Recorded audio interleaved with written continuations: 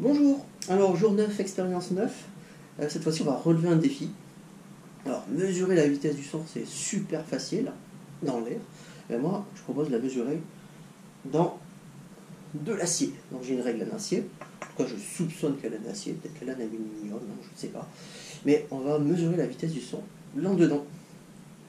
Et oui, c'est possible. Alors pour réussir ça, il va falloir un micro pour enregistrer le son. Et un seul suffira. Une règle en acier, puisqu'on va mesurer la vitesse du son dans l'acier de cette règle, et un marteau. Évidemment, la dernière chose qu'il faudra, c'est un logiciel pour enregistrer le son. Alors, avant de lancer l'enregistrement, il faut trouver le point d'équilibre de ma règle. Alors là, ça peut être très difficile, hein. Elle est graduée, elle fait 50 cm ici, donc il y a 3 cm de plus, ça fait 53 cm au total. Donc le point d'équilibre, le point de gravité, le centre de masse, il est à peu près à 26,5, 27. Voilà. Alors j'ai à peu près, parce que comme il y a un petit trou, c'est un peu déséquilibré. Alors pourquoi c'est important? Parce que la règle, il va falloir la saisir à cet endroit et pas à un autre endroit. Parce que quand la règle va se mettre à vibrer, elle ne va pas vibrer n'importe comment, elle va vibrer suivant des modes particuliers. Et ce qui est important, c'est que les extrémités vont être des maximums de vibrations. Et le centre ici va être un minimum, un nœud de vibration. En fait, à ce point-là, elle ne va pas du tout vibrer. C'est pour ça que je peux la tenir ici. Si je la tenais ailleurs, en fait, j'annulerais le phénomène de vibration. Alors pour le constater, c'est très simple. Alors déjà, je vais la prendre dans l'autre sens. Voilà. Si je la prends un petit peu n'importe où, et que je tape, bon, on entend le bruit du fait que je tape, mais rien de plus. Par contre, si je la prends au centre, ici, et que je tape,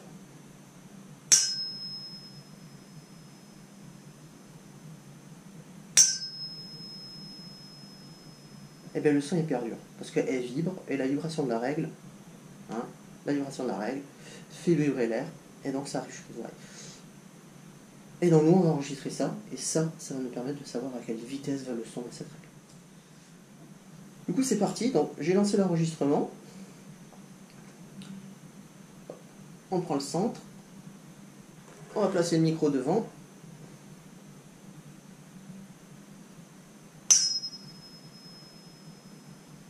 on va faire un deuxième enregistrement au cas où.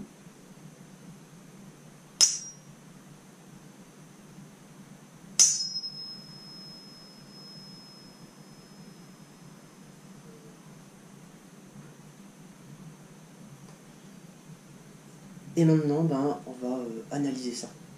Alors, je vais passer sur l'aspect technique de comment on analyse ça, et sur les calculs.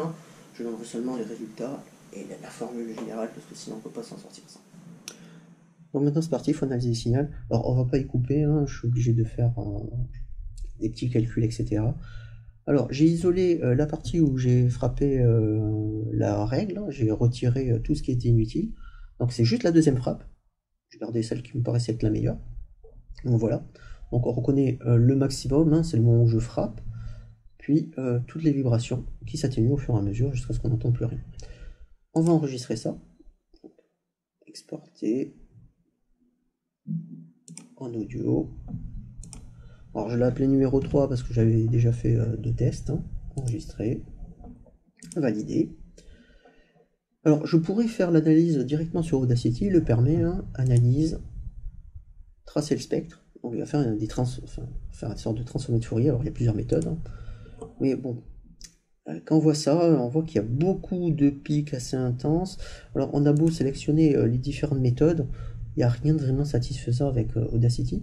Bon, il n'est pas fait pour ça à la base de toute façon. Donc c'est pour ça que j'ai enregistré. Et je vais l'ouvrir avec Régressi. Voilà. Donc je l'avais déjà ouvert juste avant. On obtient le signal, on reconnaît les maximums, etc. Et Régressi permet de faire des transformés de Fourier qui sont déjà beaucoup plus propres. Et on voit le pic maximum, qui est la fréquence fondamentale de vibration, et des pics secondaires qui vont être les harmoniques. Alors nous, ce qui nous intéresse, c'est le fondamental. C'est le plus intense. Et de toute façon, on peut faire les calculs avec chacun, mais celui-là, au moins, il est bien identifiable. Donc, je vais mettre ma souris pile sur le pic pour voir la fréquence. Et on voit que ma règle, elle vibre à une fréquence de 5,153 kHz. Donc, 5153 Hz. Et à partir de là, on peut mesurer la vitesse de l'onde dans la règle. Alors, c'est parti. On va pas écoper à quelques petits calculs. Alors, j'ai pas trouvé mieux que Paint pour faire ça. Alors, la vitesse. V. C'est égal, et ça vous le savez tous, à la distance sur le temps. Attends, la seule question, c'est quoi ma distance et c'est quoi mon temps? Alors, le plus simple, c'est le temps. C'est ce qu'on vient de calculer, en fait. Le temps, c'est la fréquence. Puisque le temps, c'est l'inverse d'une fréquence. Ou autrement dit, la fréquence, c'est l'inverse d'un temps. Les hertz, ce sont des secondes moins 1. Du coup, ce que je peux faire, c'est écrire, rechanger un petit peu ma formule, en changeant le t, le temps, par la fréquence. Fois la fréquence. Alors, maintenant, la question, c'est quoi D? F, pas de souci. D. Alors, pour D, ce qu'il faut bien comprendre, c'est comment vibre la règle.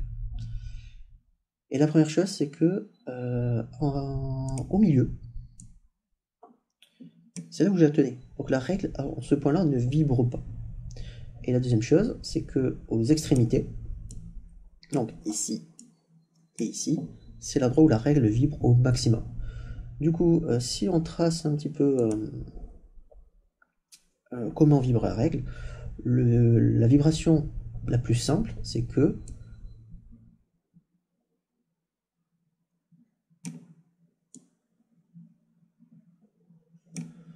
la règle vibre comme ceci. C'est-à-dire que au centre, elle vibre pas, mais elle va vibrer sur les côtés. Ce qui nous donne 2 maximums aux extrémités et un minimum de vibration au centre. C'est le mode propre. C'est la fréquence fondamentale.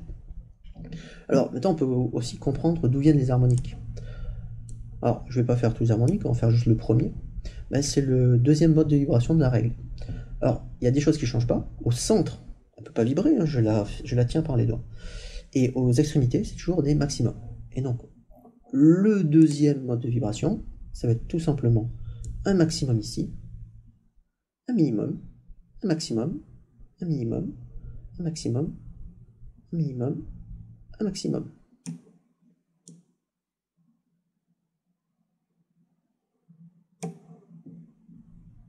Voilà.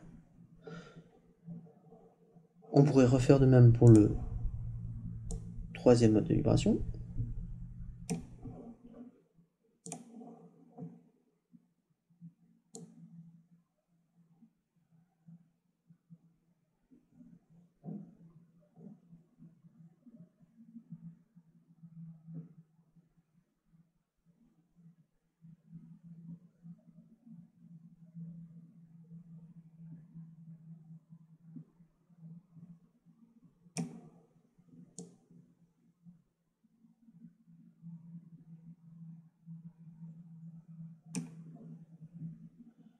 Alors, je m'excuse un peu pour la symétrie, hein, pas très pratique, mais voilà. Toujours pareil, au centre de la règle, hein, j'ai mon nœud de vibration, hein, mon minimum, et ensuite j'ai un nombre de ventre, un nombre de maximum qui diffère. En ayant toujours ça à l'esprit, les extrémités sont des maximums puisqu'elle est soumise à aucune contrainte à cette extrémité. Une onde, c'est donc une vibration, ce que les mathématiciens appelleraient un sinus, hein, une sinusoïdale, et elle est caractérisée par une chose, c'est la longueur d'onde. Le maximum la longueur entre deux crêtes, c'est-à-dire la longueur entre deux maximums. C'est aussi le motif qui se répète, hein, si je découpe ce petit morceau-là, je peux faire des copier-coller et récupérer mon onde en entier. Cette longueur d'onde, c'est une longueur, hein, elle est en mètres. Et du coup, pour mon fondamental, on voit que ma règle, elle fait qu'une moitié de longueur d'onde. Du coup, la distance, c'est la longueur d'onde. Donc, V égale lambda fois F. La longueur de la règle, c'était 53 cm. Du coup, la longueur d'onde, ben, c'est le double. Ça fait 106 cm. Ou 1,06 mètres. Il faut rester dans les unités officielles. Fois la fréquence. 5153 Hz de mémoire. Alors moi, en tant que physicien, là, je dirais, ben, je fais pas le calcul. 1,06 fois, c'est comme 1,06 ne compte pas. Donc je dirais que la vitesse, c'est 5000 mètres par seconde, enfin 5100, 5200 mètres par seconde, hein, on arrondit. Mais pour nos amis mathématiciens, je vais faire un effort. 1,06 fois 5153. J'ai fait une petite erreur, j'ai fait 11. Donc 1,06 fois, c'est bon, 5153. Donc la vitesse du son dans cette règle à Nassier va à 5462 mètres par seconde. Alors maintenant, il faut avoir un petit avis critique. Au début, je ne savais pas si c'était de l'acier ou de l'aluminium. Du coup, on va vérifier officiellement, les vrais scientifiques, combien ils ont mesuré pour la vitesse du son dans l'acier ou dans l'aluminium, et je pourrais en déduire si ma règle est en acier ou en aluminium, et aussi si je n'ai pas fait une erreur. Donc je pense que c'est une règle en acier. Donc du coup, on va aller vérifier sur Wikipédia, hein, puisque en général les articles scientifiques sur Wikipédia sont très bien référencés, et ensuite, quand il y a des erreurs, elles sont très vite corrigées. C'est parti. Donc voilà, pour différents matériaux, donc on a la vitesse du son en mètres par seconde, pour l'air, le fameux 340 mètres par seconde, pour l'eau, beaucoup plus vite, pour l'acier, donc sur la composition de l'acier, entre 5600 et 5900, je remets la valeur à côté, nous on a trouvé 5400, pas trop mal, hein. Et je vérifie, il n'y a pas l'aluminium, on pourrait essayer de faire une recherche assez rapidement pour l'aluminium, hein. Vitesse du son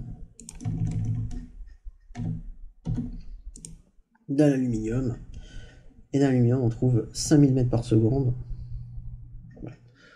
Donc la règle est en métal.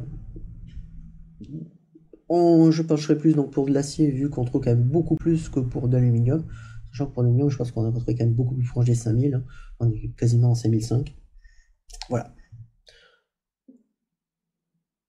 Et on peut faire ça pour n'importe quoi. Merci.